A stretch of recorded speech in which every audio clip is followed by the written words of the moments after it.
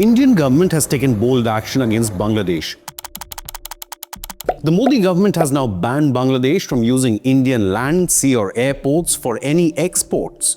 Now, this move is a direct retaliation against Yunus, threatening India's national defense and security, but it could just be a first step by New Delhi and more actions could follow. Experts suggest that non-elected interim chief Mohammad Yunus is desperately inviting China to have an airbase in Bangladesh right next to India's Siliguri Corridor or the narrow Chicken's Neck region. Global Trade Research Initiative or the GTRI chief Ajay Srivastav claims, quote, Bangladesh's plans to establish a strategic base near the Chicken's Neck area with China's assistance may have prompted this action. Bangladesh has invited Chinese investment to revitalize the airbase at Lalmonirhat near India's Siliguri Corridor, unquote. Now, we will tell you all about India's export curbs on Dhaka, but first, why is Yunus desperate for Chinese presence at an airbase near India? Does he think the Modi government will sit back while he threatens the seven sister states, as indicated by his landlocked jibe? Now, Bangladesh's Lalmonirhat is located close to Jalpaiguri and Coach Bihar districts of West Bengal. Geographically next to the Chicken's Neck, this corridor is the main lifeline of India's military strength on the northeastern front. For India, any Chinese attempts to construct military infrastructure so close to the Siliguri corridor will have long-term security implications. According to the Lokmat Times, while China may fund this project, a Pakistani company may be roped in to construct this airbase in Lalmonirhat, which means ISI agents as well as Chinese or Pakistani spies may use Bangladesh to disrupt peace near the Chicken's Neck, just like they are trying to do in Kashmir. Now, India just cannot allow this to happen and should use all its economic, diplomatic as well as military clout if needed to limit Bangladesh's ability to threaten Indian territory. Ever since India defeated Pakistan and captured over 90,000 Pakistani troops in 1971 war, thus ensuring Bangladesh's independence, New Delhi has always respected Bangladeshi sovereignty and never threatened its smaller neighbor. But now the non-elected interim chief Yunus is threatening India-Bangladesh ties forever. But Yunus is forgetting something. If he threatens India's Siliguri corridor, then India too surrounds Bangladesh from three sides. There is no way Bangladesh could survive a direct conflict with India, with or without a Chinese airbase, just like Islamabad lost East Pakistan back in 1971. Does Yunus believe China would come to Bangladesh's aid in case of a war? Absolutely not. CCP could not even save Pakistan against India, neither in 1965 war nor when Pakistan was split into two in 1971.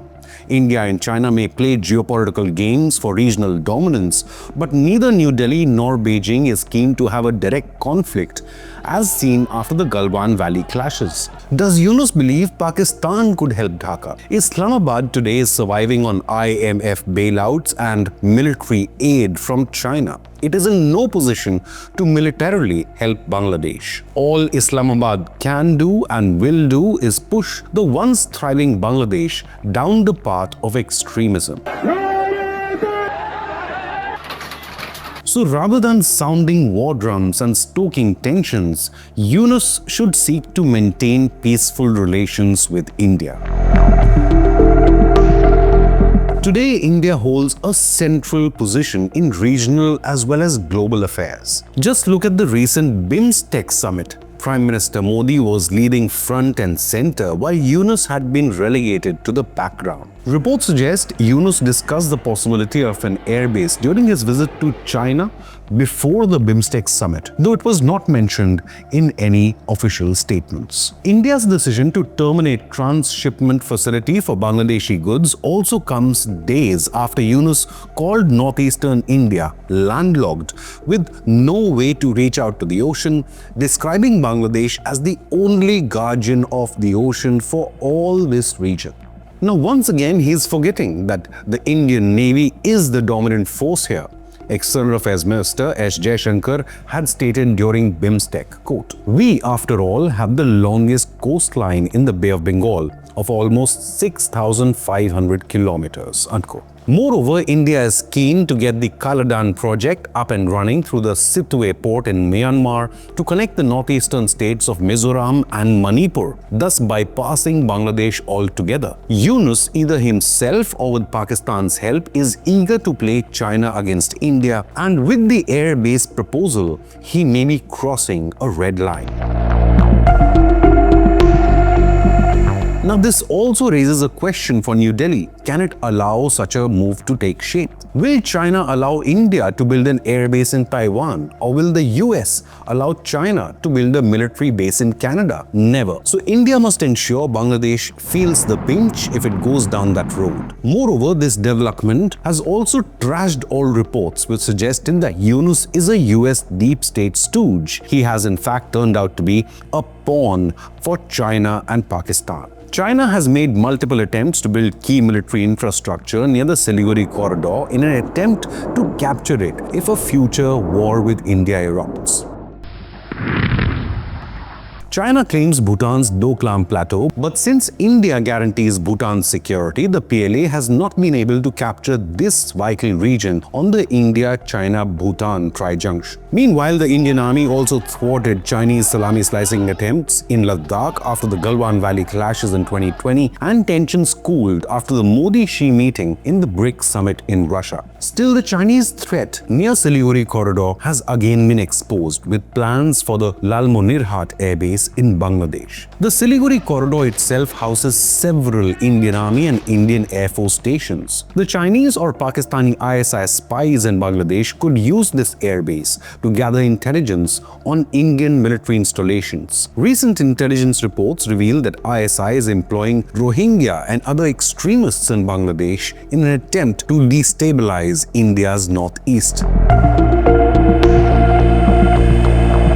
It seems the non-elected Yunus could jeopardize India-Bangladesh ties forever. It is vital for New Delhi to prevent any such action before elections are held in Bangladesh later this year. The final step would be military action, just like the US, Russia, or even Israel would take. But the first step would be to exert economic and diplomatic pressure, and India has begun that by terminating the transit agreement for Bangladeshi exports. Ajay Srivastav, the Global Trade Research Initiative or GTRI co-founder, told the Mint, quote, "While India has long supported Bangladesh's trade by offering duty-free access to its markets, this step sends a message that economic facilitation cannot be divorced from national security concerns. Bangladesh's decision to invite Chinese help in revitalizing an airbase near India's Siliguri corridor may have crossed a red line," unquote. It must be noted that India's ban on Bangladeshi export transit will not impact Dhaka's exports to Nepal or Bhutan, both of whom are landlocked, as well as key Indian allies.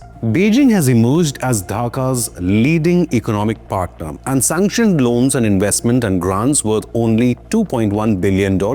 China-Bangladesh bilateral trade reached $22.9 billion in 2023, with Beijing enjoying a trade surplus of $21.9 billion, so the CCP hardly buys anything from Dhaka. India is Bangladesh's second biggest trade partner with bilateral trade of $11.3 billion, as well as second biggest source of imports for Dhaka at nearly 12%. However, Bangladesh is only the 25th most important trade partner for Bharat, as India's biggest trade allies include the United States, China, European Union, UAE, and even Russia. Thus, any harm to bilateral trade would have far more serious consequences for Bangladesh rather than on India, which could easily replace it. Economically, Pakistan is in no position to help Dhaka. Thus, Bangladesh stands to lose massively if it falls into Islamabad's trap. So Yunus must tread carefully. Can he risk alienating India, a key neighbor and an economic ally, in his bid to remain in power? After the democratically elected Sheikh Hasina's ouster, violence and political instability has gripped Bangladesh. Bangladesh's textile industry and factories are facing the heat due to internal turmoil. Meanwhile, the once thriving economy has slowed and nearly stalled under Yunus ever since Hasina's forced exit from the nation. If Yunus continues to threaten India's defense and security, then the Narendra Modi government would be within its rights to take all economic, diplomatic and military steps if needed to protect India's interests. What do you believe? Can India allow China or Pakistan to build an airbase in Bangladesh with an aim to threaten the Siliguri Corridor? Leave a comment with your opinion, hit the like button and subscribe to Inconnect News.